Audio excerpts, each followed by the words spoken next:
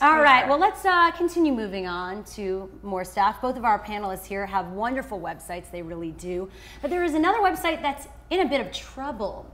Yesterday, during a Ustream press conference, WikiLeaks founder Julian Assange announced that his website may have to shut down by the end of 2011. The secret document publisher put the blame on a financial blockade that has inhibited millions of dollars of donations to his organization.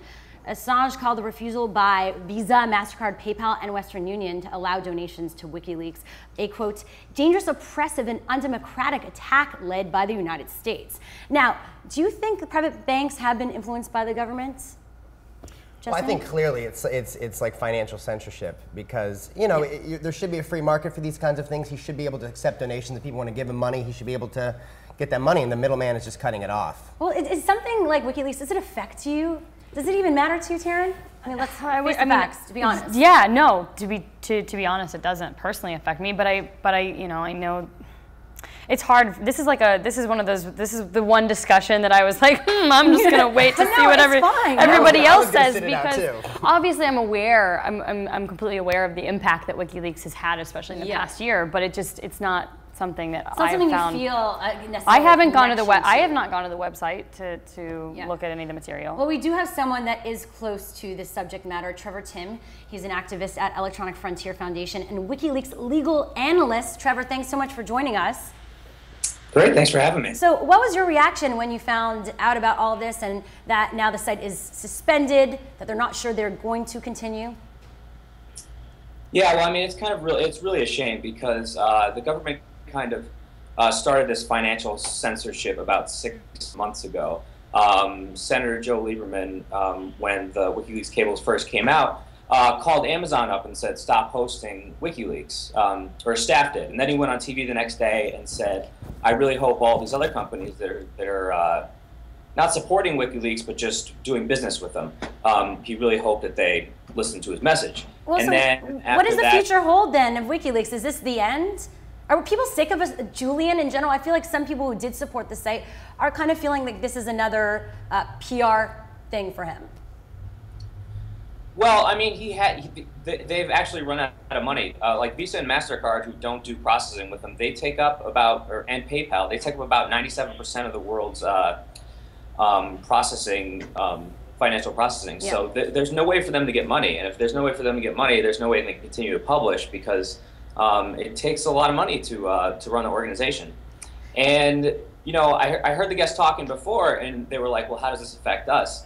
You know, it doesn't necessarily have to be WikiLeaks, because whether you like WikiLeaks or not, this kind of just is a way for the government to get around the First Amendment. And it could happen next time to anybody where the government says, okay, well, we can't actually shut you down, but we're going to tell all these other companies to stop doing business with you. So even if you don't like WikiLeaks, it kind of can end up affecting free speech. Yeah, is it justified because of the sensitive material at hand? Do you want to be knowing on all of this? Should WikiLeaks be there and be allowed to present all these documents to society and the public?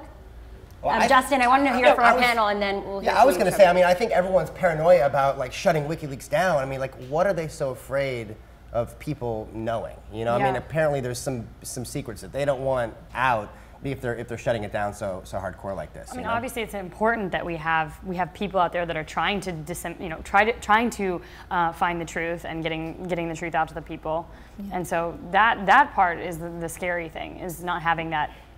Yeah. So Trevor, is this full-on financial censorship that what we're seeing?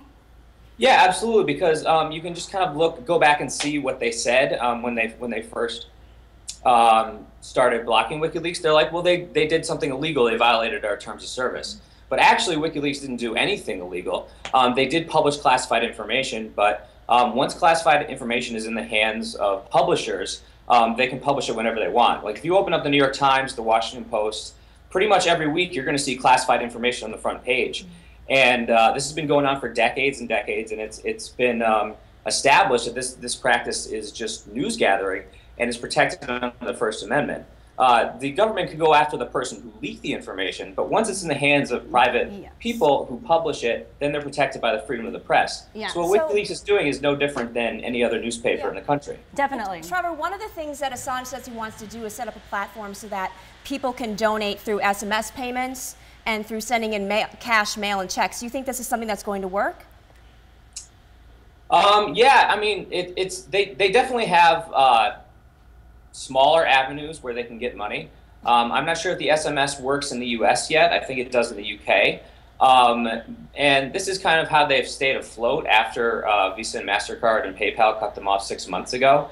But the money is a lot less than they could be getting. They found a loophole in the Visa system a couple months ago, and they had it open for like 24 hours, and they ended up getting like 6 figures worth of donations. Wow. So that kind of tells you how much money they could really get if they were allowed to take donations like every other company. Well, Trevor, thank you so much for your insights today. I really appreciate it. Yeah, thanks for having me.